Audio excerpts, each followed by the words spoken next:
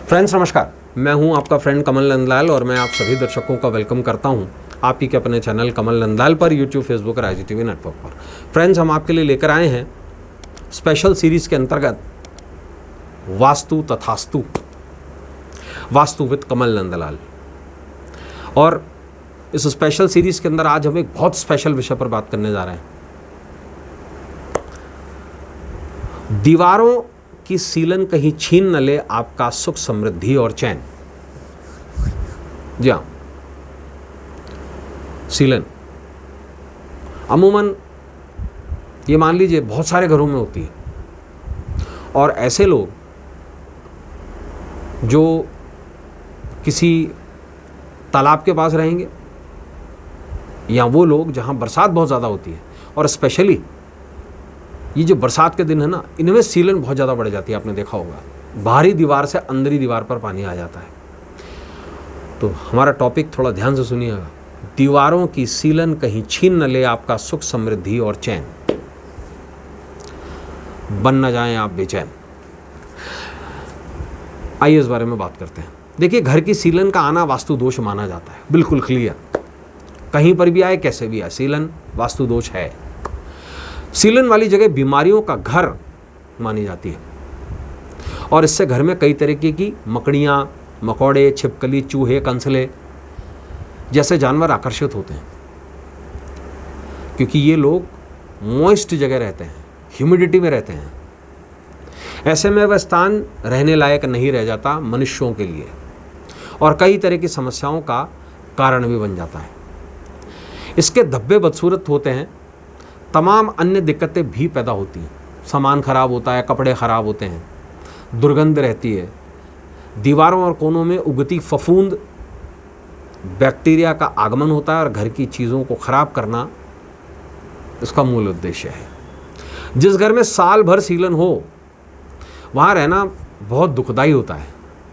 कई बार तो बरसात होने पर हमारे घर के बाहरी सतह से घर के अंदरूनी सतह तक पानी चला आता है। इसके बाद जब धूप निकलती है तो भाप बन जाती है और यही भाप सीलन पैदा करती है। कभी गर्मी में अपनी वॉल को टच करके देखिएगा कितनी गर्म होती है। कारण क्या है? हीट का ट्रांसमिशन। उसी प्रकार से पानी का भी ट्रांसमिशन होता है, ठंड का भी ट्रांसमिशन होता है, हर चीज़ का एनर्जी का ट्रांसमिशन होता है।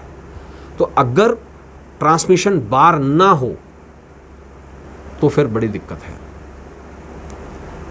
देखिए, पृथ्वी पर लगभग 70 से 80% जल है, ये तो हम जानते हैं, और यही प्रतिशत हमारे शरीर में भी है। वास्तु के पंचतत्व विधान के अनुसार जल का संबंध व्यक्ति के स्वास्थ्य और धन से होता है। वास्तुशास्त्र के अनुसार जिस घर में अधिक सीलन होती है उस घर में हमेशा नकारात्मकता का संचार होता है। घर में अचानक से सीलन आना अशुभता का संकेत है। सीलन आने से पारिवारिक सदस्यों को मनोविकार घेर लेते हैं। सीलन पारिवारिक क्लेश को जन्म देती है, जिससे अशांति का माहौल पैदा होता है।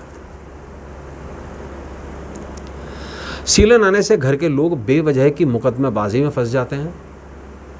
सीलन के आने से लोगों के चेहरे की लालिमा खत्म होने लगती है और चेहरा पीला पड़ने दिखता है। सीलन आने से घर की आर्थिक स्थिति भी कमजोर होने लगती है। सीलन आने से घर के सदस्यों की कर्ज लेने की नौबत आ जाती है। सीलन आने पर घर की महिलाएं गायनेकोलॉजिकल समस्याओं से पीड़ित भी होती हैं। अब ऐसा होता क्यों है? देखिए, हर वास्तु में समस्या है तो उसका समाधान भी है, लेकिन उसके पीछे का कारण होना चाहिए। अमूमन वाटर लीकेज किसी भी कारण हो सकती है। कोई अंडरग्राउंड वाटर पाइप जो है वो ब्रेकेज हो जाए, आपकी पानी की टंकी में से सीलन आ रही हो, कोई ड्रेनेज पाइप ब्रेकेज हो जाए। लेकिन अधिकतर जो सीलन आती है उसका कारण आज आपको मैं विशेष बताने जा रहा हूँ।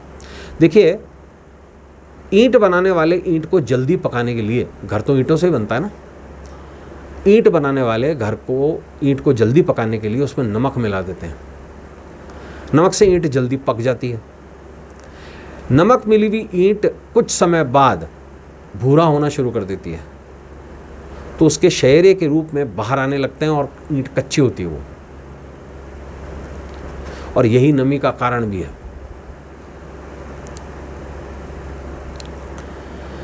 नमक मिली हुई ईंट से, जैसे मैंने कहा, कुछ समय बाद वो वाटर रेजिस्टेंसी अपनी खो देती है।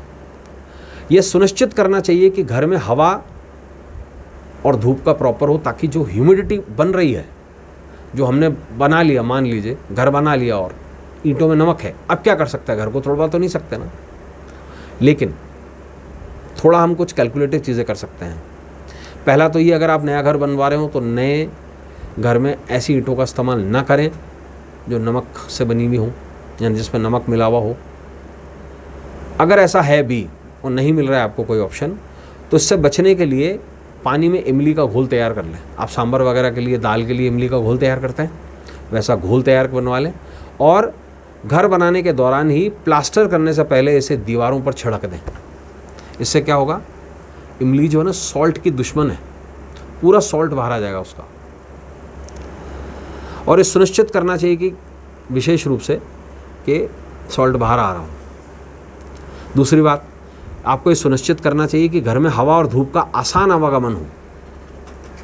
इससे नमी जो है वो कम से कम काबू में रहेगी। अगर आप उन जगहों में रहते हैं जहाँ नमी अत्यधिक है, तो ऐसे में घर की खिड़कियाँ अक्सर खुली रखें और एग्जॉस्ट फैन का इस्तेमाल करें, तो इससे नमी जो है वो कंट्रोल हो जाएगी और काफ़ी हद तक आपके स्वास्थ्य में भी सुधार आ जाएगा। तो दोस्तों, ऐसे ही एपिसोड्स लेकर कल आपसे फिर मुलाकात होगी। आज के लिए बस इतना ही, इजाज़त दीजिए। नमस्कार, नमः शिवाय।